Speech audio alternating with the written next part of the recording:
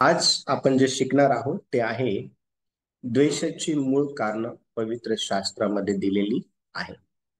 आता ती कारण कोणती आहे हे समजण्यासाठी आपल्याला पवित्र शास्त्राचा उपयोग करावा लागणार आहे. आपण पाहतो की माणसामध्ये सुरुवातीपासून द्वेषाची भावना नव्हती. जेव्हा देवाने माणसाची निर्मिती केली तेव्हापासून ना मनुष्यामध्ये द्वेषाची भावना नव्हती. मग ही जी द्वेषाची भावना आहे ही माणसामध्ये कशा प्रकारे आली हे देखील आज आपण काय करणार आहोत, शिकणार आहोत. मग आपण पाहतो की याची जी सुरुवात आहे कशाची, द्वेषाची. द्वेषाची जी सुरुवात आहे ती एका स्वर्गदूतापासून झालेली आहे. ठीक आहे. द्वेषाची सुरुवात ही कोणापासून झाली असा जर प्रश्न तुम्हाला जर कोणी विचारला तर तुम्हाला हे सांगता आलं पाहिजे की द्वेषाची सुरुवात ही एका स्वर्गदूताद्वारे झाली. आणि हा जो स्वर्गदूत आहे ह्या स्वर्गदूताने द्वेषाची सुरुवात जी आहे ती केलेली आपल्याला पवित्र शास्त्रामध्ये पाहायला भेटतं. ज्या वेळेला आपण यहेजकेलचं पुस्तक 28वा अध्याय 12 वचनापासून तर 17व्या वचनापर्यंत ज्या वेळेला आपण वाचतो तर ह्या संपूर्ण वचनांमध्ये एक स्वर्गदूत आहे ज्याचं नाव आपल्याला दियाबल म्हणजे सैतान ना असं त्या ठिकाणी आढळून येतं. किंवा आपण ज्या वेळेला यशायाचं पुस्तक 14वा अध्याय 12 पासून तर 15 पर्यंत ज्या वेळेला आपण ही वचनं वाचतो त्या ठिकाणी देखील हा जो स्वर्गदूत आहे दियाबल म्हटलेला सैतान याचा उल्लेख त्या ठिकाणी यशायाच्या पुस्तकामध्ये यशाया करताना आपल्याला दिसून येतो. आणि ह्या स्वर्गदूताद्वारे द्वेषाची जी सुरुवात आहे ती झालेली आपल्याला पाहायला भेटते. ज्यावेळेस आपण प्रगटीकरणाचं पुस्तक 12वा अध्याय आणि 7 ते 9 वचन आपण ज्यावेळेस वाचतो त्यावेळेला आपल्याला त्या ठिकाणी देखील ह्या स्वर्गदूताचा उल्लेख आलेला पाहायला भेटतो. तर मला तुम्हाला या ठिकाणी हे सांगायचं आहे की आज वर्तमान समयामध्ये मनुष्य आपल्याला एकमेकांचा द्वेष करताना दिसतो. दिसतो की नाही दिसत? चर्च दिसतो का? आज आज लोक एकमेकांचा द्वेष करता का? हो हो. हो. करतात. करतात एकमेकांचा द्वेष. पण माणसामध्ये सुरुवातीपासून द्वेषाची भावना नव्हती. देवाने माणसाला ज्यावेळेस निर्माण केलं, तुम्हाला माणसाची निर्मिती हे शिकवण्यात आलेलं आहे. जर हे अ, विसरून गेला असेल तर मग व्हिडिओ बघून तुम्ही परत रिव्हिजन करू शकता. मला तुम्हाला हे सांगायचं की देवाने जेव्हा माणसाची निर्मिती केली तेव्हापासून माणसामध्ये द्वेषाची भावना नव्हती. मग ही द्वेषाची भावना माणसामध्ये कुठून आली हे आपल्याला समजून घेण्याकरता आपल्याला हे जे शास्त्र अध्याय आहे जे तुम्हाला सांगितले आहे ते वाचणं गरजेचं आहे. आणि पवित्र शास्त्रामध्ये असं लिहिण्यात आलेलं आहे की द्वेषाची जी काही सुरुवात आहे ती एका स्वर्गदूतापासून झालेली आहे. त्याने देवाच्या विरोधामध्ये जाऊन त्याने काय केलेलं आहे, बंड केलेला आहे. लक्ष द्या, हा जो स्वर्गदूत आहे ह्याने देवाच्या विरोधामध्ये जाऊन बंड केला आणि त्याचा तो बंड आपल्याला यहेजकेलच्या पुस्तकामध्ये दिसून येतो, यशायाच्या पुस्तकामध्ये आपल्याला तो दिसून येतो आणि प्रगटीकरणाच्या पुस्तकामध्ये देखील आपल्याला ह्या स्वर्गदूताने केलेला जो बंड आहे तो काय होतो, दिसून येतो. आणि म्हणून त्याला दियाबल सैतान असं म्हटलं गेलं आहे. ठीक आहे. ह्या स्वर्गदूताला दुसरं जे नाव आहे ते काय आहे, दियाबल आहे किंवा सैतान आहे. तुम्हाला ह्या नावाचा जो अर्थ आहे किंवा दियाबल म्हटलेलं सैतान हे जे नाव आहे हे प्रगटीकरणाच्या पुस्तकाच्या 12व्या अध्यायामध्ये 7 ते 9 वचनामध्ये तुम्हाला ते पाहायला भेटतील. तर हा जो स्वर्गदूत आहे ना, हा स्वर्गदूत सुरुवातीपासूनच खुनी होता. सुरुवातीपासूनच हा जो स्रोत आहे ना हा खोटारडा आणि खोटेपणाचा काय आहे, बाप आहे. असल्यामुळे आपण पाहतो की हा खोटेपणाचा बाप असल्यामुळं सगळीकडे द्वेष आणि तिरस्कार काय करत आहे, तो पसरवत आहे. आपल्याला पवित्र शास्त्रामध्ये याची ओळख जी आहे ना, वेगवेगळ्या पवित्र शास्त्रातील पुस्तकांमध्ये ना ह्याच्याविषयी आपल्याला वाचायला भेटतं. आणि ह्याची ओळख प्रामुख्याने पवित्र शास्त्रामध्ये ज्या ज्या नावांनी करून देण्यात आलेले आहे, ते नाव आहे, हा पुणे आहे, हा खोटारडा आहे, हा खोटेपणाचा काय आहे, बाप आहे, आणि आणखीन अनेक अशा ओळखी याच्या आहेत. मला तुम्हाला हे सांगायचं आहे की हा जो स्वर्गदूत आहे, ह्या स्वर्गदूताच्या द्वारे मनुष्यामध्ये आपल्याला द्वेषाची भावना आलेली जी आहे ती पाहायला भेटते. आणि ज्यावेळेस आपण योहानाचं पुस्तक 8वा अध्याय आणि 44 वचन आपण वाचतो, त्या वचनामध्ये काय लिहिण्यात आलं आहे ते आपण वाचणार आहोत. योहानाचं पुस्तक 8वा अध्याय आणि त्याचं जे 44 वचन आहे, त्या वचनामध्ये काय लिहिण्यात आलंय ते आपण पाहणार आहोत. तुम्ही तुम्ही आपला बाप सैतान यापासून झाला आहात आणि तुमच्या बापाच्या वासनांप्रमाणे करू इच्छिता. तो प्रारंभापासून मनुष्य घातक होता आणि तो सत्यात टिकला नाही, कारण त्याच्यामध्ये सत्य नाही. तो खोटे बोलतो तेव्हा तो स्वतःचे बोलतो, कारण तो लबाड व लबाडीचा बाप आहे. आता बघा, ह्या ठिकाणी आपल्याला हा जो सैतान आहे ना, ह्या सैतानाचं खरं जे रूप आहे ते ह्या वचनामध्ये आपल्याला पाहायला भेटतं. आणि वचनात स्पष्टपणे सांगितलेलं आहे की तो सत्यामध्ये टिकला नाही. तो सत्यामध्ये टिकला नसल्या कारणामुळं त्याला स्वर्गातून जे आहे ते ढकलून देण्यात आलं. आपण एहेजकेलाचं पुस्तक 28वा अध्याय आपण काढू. एहेजकेल 28वा अध्याय आपण काढू. आणि एहेजकेलाचं पुस्तक 28वा जो अध्याय आहे त्याचं 12 वचनापासून जर पुढे जर आपण वाचलं, तर त्या ठिकाणी कशा प्रकारे हा हा जो स्वर्गदूत आहे, ज्याला दियाबल किंवा सैतान असं म्हणतात, तो सत्यामध्ये टिकला नाही. आणि तो सत्यामध्ये न टिकल्यामुळं त्याला स्वर्गातून जे आहे देवाने काय केलेलं आहे, त्याला हाकलून दिलेला आहे. ज्यावेळेस आपण वाचतो बघा, वचनामध्ये स्पष्टपणे आपल्याला ह्या स्वर्गदूत संदर्भात काय केलेलं आहे लिहिलेलं आपल्याला पाहायला भेटतं. त्याचं 12 वचनापासून तर आपण त्याच्या 19 वचनापर्यंत जर वाचलं, तर त्या ठिकाणी संपूर्ण संपूर्ण माहिती ह्या स्वतः संदर्भात दिलेली आहे. आपण सर्व वाचणार नाही, पण 17 वचन आपण वाचणार आहोत. वचन 17. 28:17. वचन यहेजकेल 28:17. तुझ्या सौंदर्याच्या अभिमानाने तुझे हृदय उन्मत्त झाले, तुझ्या वैभवाने तुझी बुद्धी भ्रष्ट झाली. मी तुला भूमीवर आदळले, राजांनी तुझा तमाशा पाहावा म्हणून त्यांच्या पुढे तुला टाकले.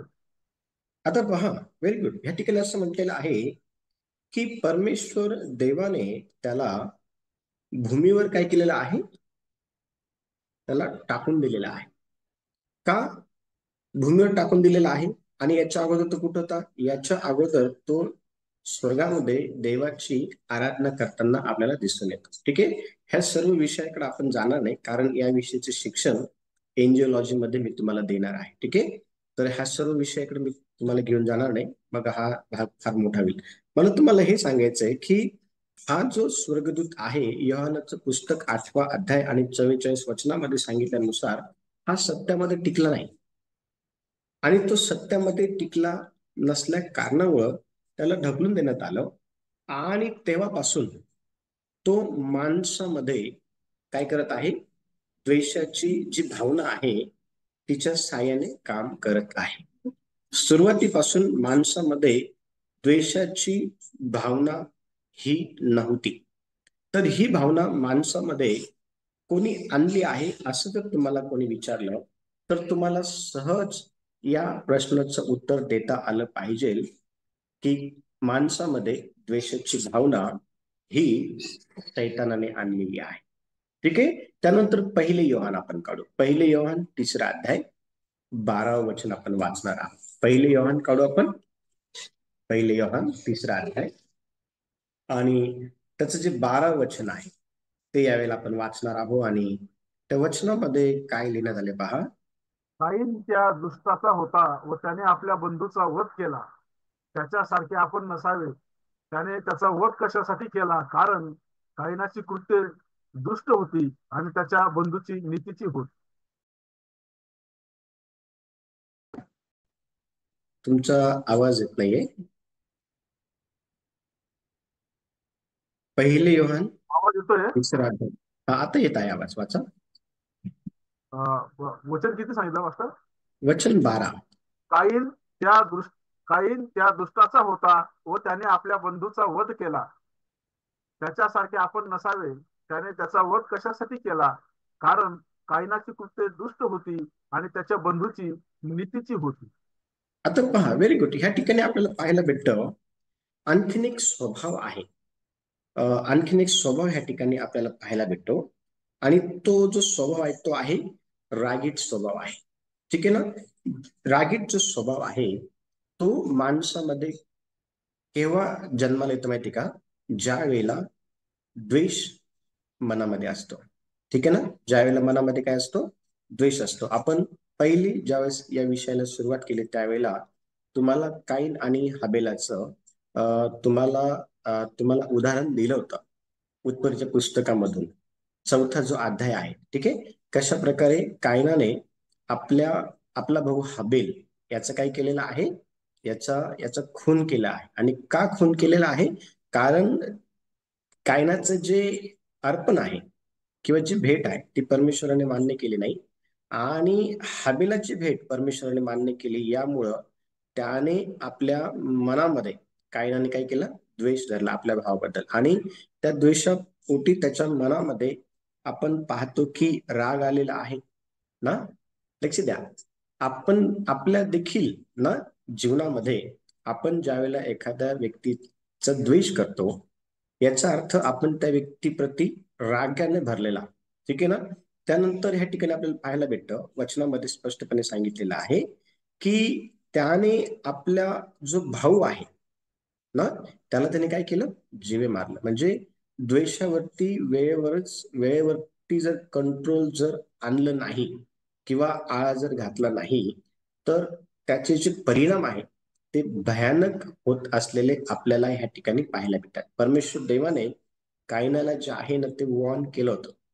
कायनाला परमेश्वर देवाने सावध केलं होतं. कायनाला परमेश्वर अतिशय स्पष्टपणे त्या ठिकाणी बोलला होता की पापाचा जो रोष आहे तो तुझ्याकडे आहे ना. पापाचा जो काय आहे? रोष आहे तुझ्याकडे. लक्ष द्या.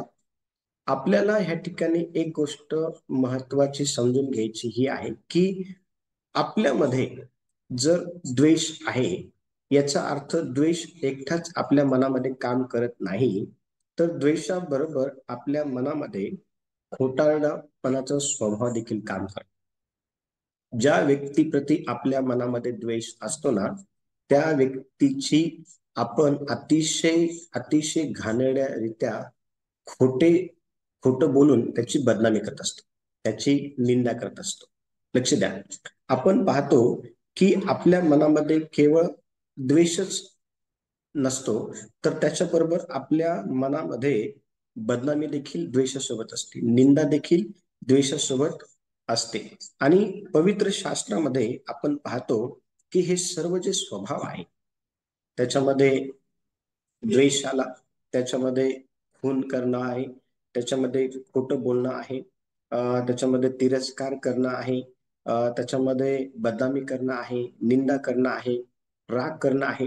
हे सर्व जे स्वभाव आहेत ना हे मनुष्यामध्ये नव्हते.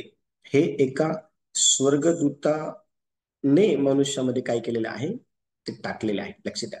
एका स्वर्गदूतामुळं हे सर्व स्वभाव मनुष्यामध्ये काय झालेले आहेत? आलेले आहेत.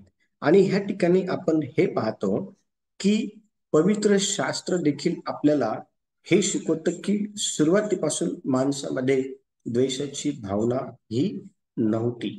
तर आपण ही द्वेषाची भावना कशा प्रकारे देवाने निर्माण केलेल्या माणसामध्ये काम करून माणसाकरता देवाच्या ज्या योजना आहेत ना त्या उद्ध्वस्त करायचं काम हा जो दियाबल आहे, सैतान आहे, ते करत आहे, हे आपल्याला पाहण्यासाठी इयोबाच्या पुस्तकाकडे आपल्याला जावं लागेल.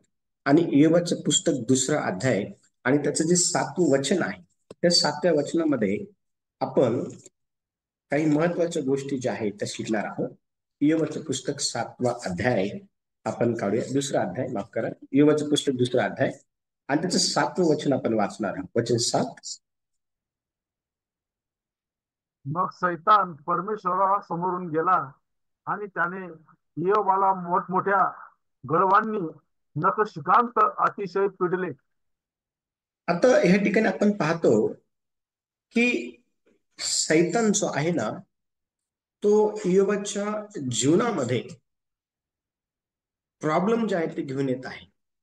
आणि हे प्रॉब्लेम घेऊन येण्या अगोदर सैतानाने इयोबावरती दोष ठेवलेले आहे. सैतान जो आहे ना, तो आपल्या भावांवरती, सैतान देवाच्या लोकांवरती देवासमोर काय करतो, रात्रंदिवस द्वेष ठेवण्याचं काम जे आहे ते तो करत असतो. 2रा अध्याय जर आपण वाचला तर त्या 2ऱ्या अध्यायाच्या 3ऱ्या वचनामध्ये आपण ते 3रं वचन आपण वाचणार आहोत. पहा ते 3रं वचन काय म्हणत आहे. परमेश्वराने सैतानास विचारले, माझा सेवक इयोब याचकडे तुझे लक्ष गेले होते काय?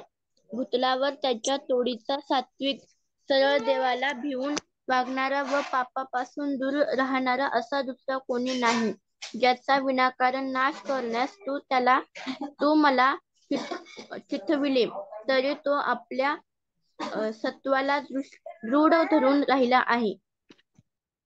आता बघा, ह्या ठिकाणी आपण पाहतो इयोबाचं जीवन बघा कसं होतं. सैतान हा अशा लोकांना द्वेषाने भरायचं काम करतो ज्यांचं जीवन सरळ आहे, देवाला भिणारा आहे, पापापासून दूर राहणार आहे. आणि आपण पुढे जर वाचलं तर त्या ठिकाणी असं म्हटलेलं आहे की इयोब जो आहे ना, हा देवाला देवाला आवडणाऱ्या गोष्टी करणारा होता. आणि इतकं चांगलं जीवन इयोब जगत असल्या कारणामुळं सैतान हा परमेश्वरासमोर जाऊन इयोबावरती काय करत आहे, दोषारोपण करत आहे. आपण ज्यावेळेस पवित्र शास्त्राचा अभ्यास बारकाईने करतो त्यावेळेला नवीन करारामध्ये आपल्याला वचनामध्ये स्पष्टपणे हे हे जे आहे वचन आपल्याला सांगितलेलं पाहायला भेटतं की सैतान हा रात्रंदिवस काय करत असतो, देवाच्या लोकांवरती देवासमोर दोष जे आहे ते ठेवत असतो. लक्ष द्या, तुमच्या जीवनामध्ये एक गोष्ट बारकाईने तुम्ही समजून घेणं गरजेचं आहे, ती ही की द्वेषाची भावना ही फक्त आपल्या जीवनामध्ये एकटीच काम करत नसते. तर द्वेषाबरोबर आपल्या जीवनामध्ये कोणत्या कोणत्या गोष्टी काम करत असतात. तर पहिली गोष्ट आहे खोटेपणा. पहिली गोष्ट काय आहे? खोटेपणा आहे. जर ब्रदर सुभाष जर मला आवडत नाहीये आणि त्यांच्या प्रती माझ्या मनामध्ये जर द्वेष आहे, तर तो द्वेष मला त्यांच्या विरोधात खोटं बोलण्याकरता उकसवतो. तो द्वेष मला त्यांच्या विरोधात राग करण्याकरता उकसवतो. तो द्वेष मला त्यांची बदनामी करण्याकरता उकसवतो. तो द्वेष मला त्यांच्याबद्दल निंदा करण्याकरता काय करतो, उकसवतो. म्हणजे विचार करा, फक्त द्वेष एकटाच आपल्या जीवनाच्या द्वारे आपल्या ना आपल्या आपल्या मनामध्ये ज्या व्यक्तीविषयी द्वेष आहे त्याच्याविषयी फक्त द्वेष एकटाच कार्य करत नाही, तर ह्या सर्व गोष्टी द्वेषासोबत आपल्यातून त्या व्यक्तीच्या विरोधामध्ये काय करत असतात, काम करत असतात. आणि म्हणून देवाचं सांगतं की द्वेष हा चांगला नाहीये. द्वेष करणं हे चांगलं नाहीये. द्वेष करणं हे पाप आहे. देवाला तुम्ही एखाद्या व्यक्तीचा द्वेष करावा हे आवडत नाही. म्हणून देवाने अनेक गोष्टी आपल्याला पवित्र शास्त्रामध्ये तुम्ही एकमेकांचा द्वेष करणं सोडून द्यावं याविषयी सांगितलेले आहे. आणि देवाचं वचन हे ऐकून त्याप्रमाणे चालणं हे आपल्या जीवनामध्ये येणं फार गरजेचं आहे. त्या प्रकारे आपण चालणं फार गरजेचं आहे. कारण पहा, ज्यावेळेला प्रगटीकरणाचं पुस्तक 12वा अध्याय आणि त्याचं वचन 9 आपण वाचतो. प्रगटीकरणाचं पुस्तक 12वा अध्याय आणि वचन 9 ज्यावेळेस आपण वाचतो, त्या वचनामध्ये आपण पाहतो की आणखीन एक स्वभाव द्वेषाबरोबर काम करतो, तो त्या ठिकाणी लिहिलेला आहे. हा कोणतरी वाचते वचन, कोणता स्वभाव आहे तो?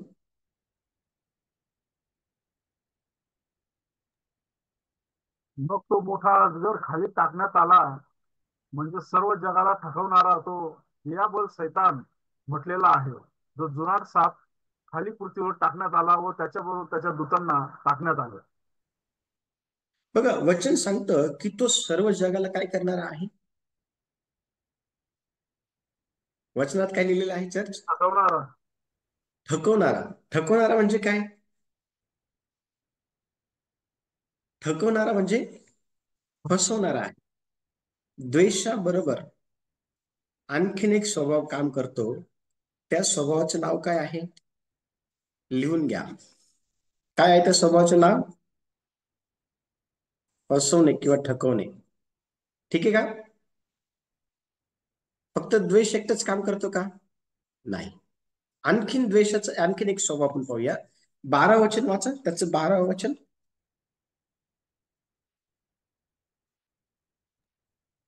म्हणून स्वर्गांनो व त्यात राहणाऱ्यांनो, उल्हास करा, पृथ्वी व समुद्र यात राहणाऱ्यांवर अनर्थ ओढवला आहे. कारण सैतान आपला काळ थोडा आहे हे ओळखून अतिशय संतप्त होऊन खाली तुमच्याकडे आला आहे. हा, तिथं आणखीन एक स्वभाव काम करतो द्वेषासोबत. तो स्वभाव कोणता आहे? राग. कसा आहे तो राग? छोटा आहे की मोठा आहे? कसा आहे तो राग? छोटा आहे? मोठा आहे, मोठा. मोठा राग आहे. त्याचं 17 वचन वाचा, वचन 17. तेव्हा अजगर स्त्रीवर रागवला आणि देवाच्या आज्ञा पाळणारे व येशू ख्रिस्ताविषयी साक्ष देणारे तिच्या संतानांपैकी बाकीचे जे लोक होते त्यांच्या बरोबर लढाई करण्यास तो निघून गेला. हा, आणखीन एक स्वभाव त्या ठिकाणी आहे, तो म्हणजे रागावणं. ठीक आहे. ज्या अर्थी आपल्या जीवनामध्ये एखाद्या व्यक्तीप्रती द्वेष असतो, काय असतो आपल्या जीवनामध्ये? द्वेष असतो. द्वेष एकटं काम करत नाही. द्वेष आपल्या जीवनामध्ये, उदाहरणार्थ माझ्या मनामध्ये ब्रदर सुभाष यांच्या प्रती जर द्वेष आहे, तर हा द्वेष एकटं माझ्या मनामध्ये काम करत नाही. तर ह्या द्वेषाबरोबर आणखीन काय काय काम करतं? तर पहिली गोष्ट आहे बंड करणं. काय करणं? सर्वजण चर्च, काय करणं? बंड करणं. लक्ष द्या, द्वेष आपल्याला त्या व्यक्तीप्रती बंड करायला लावतं. बंड. दुसरी गोष्ट, द्वेष आपल्याला त्या व्यक्तीचा खून करण्याकरता प्रवृत्त करतो. द्वेष आपल्याला त्या व्यक्तीप्रती खोटं बोलायला काय करतो? प्रवृत्त करतो. द्वेष आपल्याला त्या व्यक्तीचा तिरस्कार करायला प्रवृत्त करतो. द्वेष आपल्याला त्या व्यक्तीला फसवण्याकरता प्रवृत्त करतो. द्वेष आपल्याला त्या व्यक्तीची बदनामी करण्याकरता प्रवृत्त करतो. द्वेष आपल्याला त्या व्यक्तीवरती ना आपण रागवावं मोठ्या प्रमाणे, याकरता द्वेष आपल्याला प्रवृत्त करतो. म्हणजे विचार करा, द्वेषाच्या माग हे सर्व टोळी आहे. खरं तुम्ही अनुभवला आहे का? कधी तुम्हाला ह्या गोष्टी अनुभवायला मिळालेल्या आहे? ज्याचा तुम्ही द्वेष केलेला आहे त्याची निंदा केलेली आहे, ज्याचा द्वेष केलेला आहे त्याचा राग राग करतो, ज्याचा द्वेष केलेला आहे त्याची बदनामी करतो, ज्याचा द्वेष केलेला आहे त्याच्याविषयी खोटं बोलतो. आहे की नाही? एका मागे एक चर्च. एकामागे एक ह्या गोष्टी येतं की नाही येतं एकामागे? येस. फक्त द्वेष एकटा काम करत नाही, द्वेषाबरोबर हे सर्व जे स्वभाव आहेत ना, हे देखील काम करतात. मग आपण पाहिलं की द्वेषाचं मूळ कारण काय आहे? द्वेषाचं मूळ कारण आहे हा स्वर्गदूत ज्याला देवाने काय केलं? पृथ्वीवरती टाकून दिला, ढकलून दिला. का टाकून दिलं त्याला?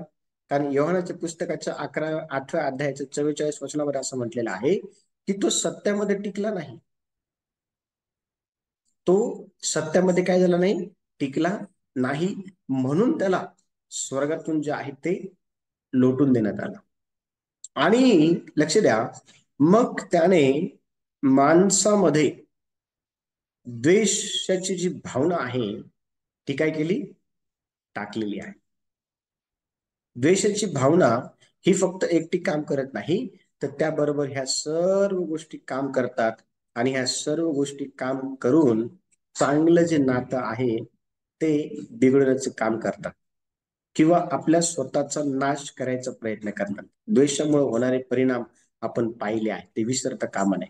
आणि म्हणून लक्ष द्या, पवित्र शास्त्र जे आहे ना, द्वेषाची मूळ कारण संदर्भात आपल्याला आज काय केलेलं आहे? बऱ्याच गोष्टी शिकवल्या आहेत. कोणी पण तुम्हाला जर हा प्रश्न विचारला की द्वेषाची जी सुरुवात आहे ती कशी झाली, तर तुम्हाला हे सांगता आलं पाहिजे की द्वेषाची सुरुवात ही एका स्वर्गदूताद्वारे झाली, ज्याचं नाव दियाबल म्हटलेलं काय आहे?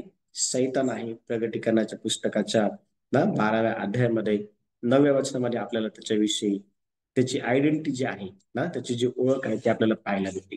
आणि म्हणून लक्ष द्या, द्वेष करणं हे देवापासून नाही, द्वेष करणं हे सैतानापासून आहे.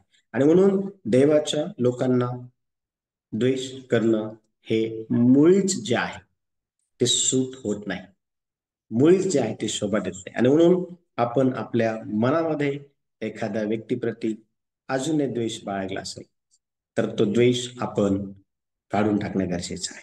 आणि तो जर निघत नसेल तर मग आपण परमेश्वर देवाकडं मदत मागणं गरजेचं आहे. आणि निश्चित अर्थाने परमेश्वर देव हा आपल्याला आपल्या मनातून द्वेष काढून टाकण्याकरता मदत केल्याशिवाय राहणार नाही. दैवबाप या वचनाद्वारे सर्वांना आशीर्वाद देव.